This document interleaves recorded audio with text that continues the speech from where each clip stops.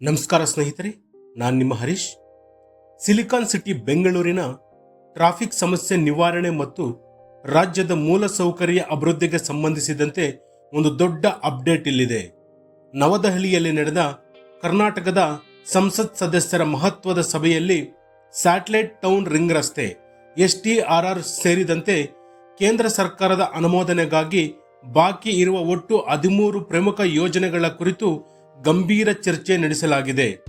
ರಾಜ್ಯದ ಪ್ರಗತಿಯ ಹಿತದೃಷ್ಟಿಯಿಂದ ಪಕ್ಷಾತೀತವಾಗಿ ಒಟ್ಟಾಗಿ ಧ್ವನಿ ಎತ್ತುವಂತೆ ಸಂಸದರಿಗೆ ಮನವಿ ಮಾಡಲಾಗಿದೆ. ಈ ಕುರಿತ ಸಂಪೂರ್ಣ ವಿಶ್ಲೇಷಣೆ ಇಲ್ಲಿದೆ ನೋಡಿ. ದೆಹಲಿಯ ಕರ್ನಾಟಕ ಭವನದಲ್ಲಿ ನಡೆದ ಈ ಸಭೆಯಲ್ಲಿ ಬೆಂಗಳೂರಿನ ಟ್ರಾಫಿಕ್ ದಟ್ಟಣೆಯನ್ನು ಗಣನೀಯವಾಗಿ ತಗ್ಗಿಸಬಲ್ಲ ಬಹುಮುಖ್ಯ ಸ್ಯಾಟಲೈಟ್ ಟೌನ್ ರಿಂಗ್ ರಸ್ತೆ ಯೋಜನೆಗೆ ತ್ವರಿತ ಕೇಂದ್ರ ಅನುಮೋದನೆ ಪಡೆಯುವುದು ಪ್ರಮುಖ ವಿಷಯವಾಗಿತ್ತು. ಇದರೊಂದಿಗೆ ಬೆಂಗಳೂರು ಉಪನಗರ ರೈಲು ಯೋಜನೆ, ಕೋಲಾರ ರೈಲ್ವೆ ಕೋಚ್ ಕಾರ್ಖಾನೆ ಹಾಗೂ HAL ವಿಮಾನ ನಿಲ್ದಾಣವನ್ನು ವಾಣಿಜ್ಯ ಬಳಕೆ ಮರುಪ್ರಾರಂಭಿಸುವ ಪ್ರಸ್ತಾವನೆಗಳು ಸೇರಿದಂತೆ ಒಟ್ಟು 13 ಆದ್ಯತೆಯ ವಿಷಯಗಳನ್ನು ಕೇಂದ್ರದ ಮುಂದಿಡಲಾಗಿದೆ. ದಶಕಗಳಿಂದ ನೆನೆಗುದಿಗೆ ಬಿದ್ದಿರುವ ಈ ಯೋಜನೆಗಳು ಸಕಾರಗೊಂಡರೆ ರಾಜ್ಯದ ಆರ್ಥಿಕತೆಗೆ ದೊಡ್ಡ ಮಟ್ಟದ ಬೂಸ್ಟ್ ಸಿಗಲಿದೆ. ರಾಜ್ಯದಲ್ಲಿ ಆಡಳಿತ ಮತ್ತು ವಿರೋಧ ಪಕ್ಷಗಳ ನಡುವೆ ರಾಜಕೀಯ ಜಟಾಪಟಿಗಳು ಏನೇ ಇದ್ದರೂ ನಾಡಿನ ಅಭಿವೃದ್ಧಿ ಹಾಗೂ ಕೇಂದ್ರದಿಂದ ಬರಬೇಕಾದ ಅನುದಾನದ ವಿಚಾರದಲ್ಲಿ ಎಲ್ಲಾ ಸಂಸದರು ಪಕ್ಷಾತೀತವಾಗಿ ಒಟ್ಟಾಗಿ ಕೆಲಸ ಮಾಡಬೇಕು ಎಂಬ ಸಂದೇಶವನ್ನ ಈ ಸಭೆ ನೀಡಿದೆ. ಕೇಂದ್ರ ಸರ್ಕಾರದ ಹಂತದಲ್ಲಿ ಬಾಕಿ ಇರುವ ಅನುದಾನಗಳು ಮತ್ತು ಅನುಮೋದನೆಗಳನ್ನು ಪಡೆದುಕೊಳ್ಳಲು ಸಂಸತ್ ಅಧಿವೇಶನದ ಸಮಯದಲ್ಲಿ ನಿಯೋಗ ತೆರಳಿ ಒತ್ತಡ ಹೇರುವ ಬಗ್ಗೆಯೂ ಚರ್ಚಿಸಲಾಗಿದೆ.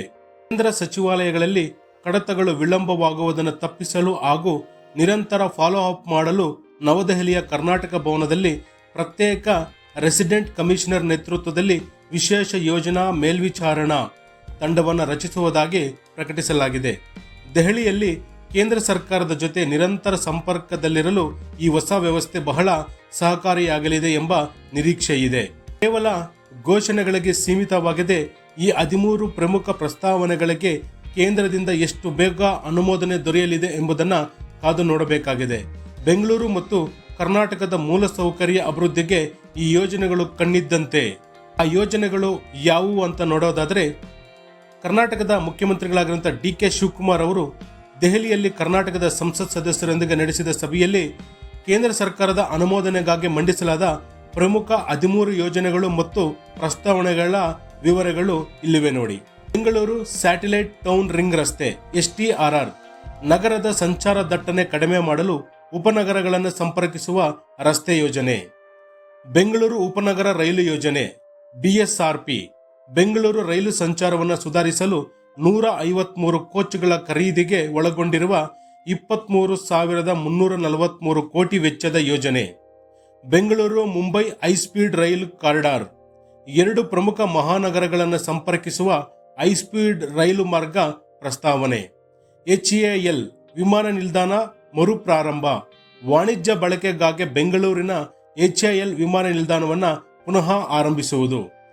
ಕೋಲಾರ ರೈಲ್ವೆ ಕೋಚ್ ಕಾರ್ಖಾನೆ ದಶಕಗಳಿಂದ ನೆನೆಗುದಿಗೆ ಬಿದ್ದಿರುವ ಕೋಲಾರ ರೈಲ್ವೆ ಕೋಚ್ ಫ್ಯಾಕ್ಟರಿ ಸ್ಥಾಪನೆ ಬಗ್ಗೆ. ರಾಯಚೂರಿಗೆ ಏಮ್ಸ್ ಸ್ಥಾಪನೆ, ಆರೋಗ್ಯ ಸೌಲಭ್ಯವನ್ನು ಸುಧಾರಿಸಲು ರಾಯಚೂರಿನಲ್ಲಿ ಅಖಿಲ ಭಾರತ ವೈದ್ಯಕೀಯ ವಿಜ್ಞಾನ ಸಂಸ್ಥೆ ಮಂಜೂರು ಮಾಡುವುದು. ಸಾಗರಮಾಲಾ 2.0 ಯೋಜನೆಗಳು ಸುಮಾರು 16,561 ಕೋಟಿ ಮೊತ್ತದ 176 ಪ್ರಸ್ತಾವಿತ ಸಾಗರಮಾಲಾ ಯೋಜನೆಗಳಿಗೆ ಅನುಮೋದನೆ ಪಡೆದುಕೊಳ್ಳುವುದು.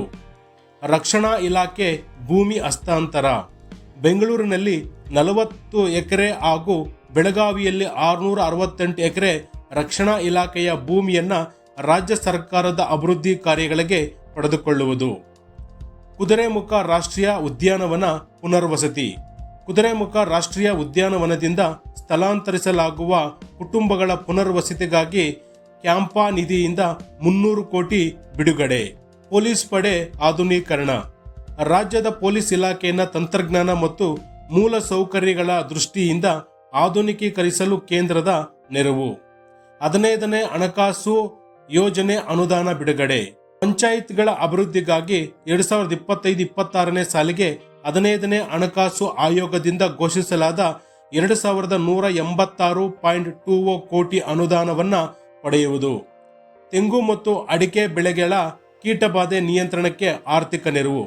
ಕೃಷಿಕರನ್ನು ಕಾಡುತ್ತಿರುವ ತೆಂಗು ಮತ್ತು ಅಡಿಕೆ ಮರಗಳ ರೋಗ ಹಾಗೂ ಕೀಟಬಾಧೆ ನಿವಾರಣೆಗೆ ವಿಶೇಷ ಪ್ಯಾಕೇಜ್ಗೆ ಸಹಾಯವನ್ನು ಕೇಳುವುದು. ಬಾಕಿ ಇರುವ ರಾಜ್ಯದ ವಿಧೇಯಕಗಳಿಗೆ ಅನುಮೋದನೆ. ಕೇಂದ್ರ ಸರ್ಕಾರದ ಬಳಿ ವಿಳಂಬವಾಗಿರುವ ಕರ್ನಾಟಕದ ವಿವಿಧ ಮಹತ್ವದ ಶಾಸನಬದ್ಧ ಮಸೂದೆಗಳು ಮತ್ತು ಬಿಲ್ಲುಗಳಿಗೆ ತ್ವರಿತ ಒಪ್ಪಿಗೆ ಪಡೆದುಕೊಳ್ಳುವುದಾಗಿದೆ. ನೋಡಿದರಲ್ಲ ಸ್ನೇಹಿತರೆ, ಈ 13 ಯೋಜನೆಗಳೇನಾದರೂ ಆದಷ್ಟು ಬೇಗ ಕೇಂದ್ರ ಸರ್ಕಾರ ಒಪ್ಪಿ ಅದಕ್ಕೆ ಅನುಮೋದನೆ ಕೊಟ್ಟಲ್ಲಿ ಇಡೀ ಕರ್ನಾಟಕದ ಆರ್ಥಿಕತೆ ಮೇಲೆ ಪ್ರಭಾವ ಬೀರುವುದು.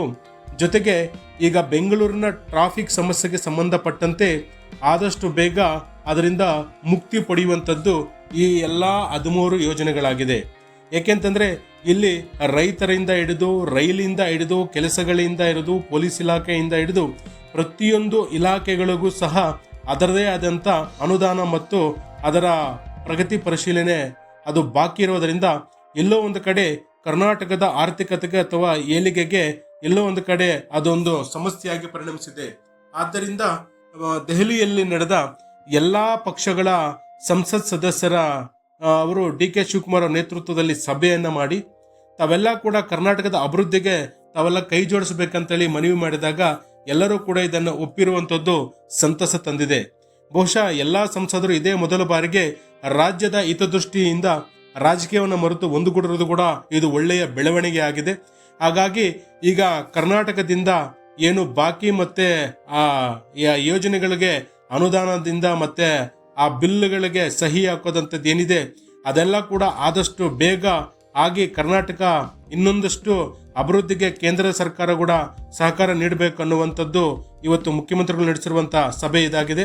ಹಾಗಾಗಿ ಈ ಯೋಜನೆಗಳ ಬಗ್ಗೆ ಮತ್ತೆ ಈ 13 ಯೋಜನೆಗಳು ಜಾರಿಗೆ ಬಂದರೆ ಯಾವ ರೀತಿ ಅಭಿವೃದ್ಧಿ ಆಗುತ್ತೆ ಅನ್ನೋದನ್ನ ತಾವು ಕಮೆಂಟ್ ಮಾಡಿ ತಿಳಿಸಿ.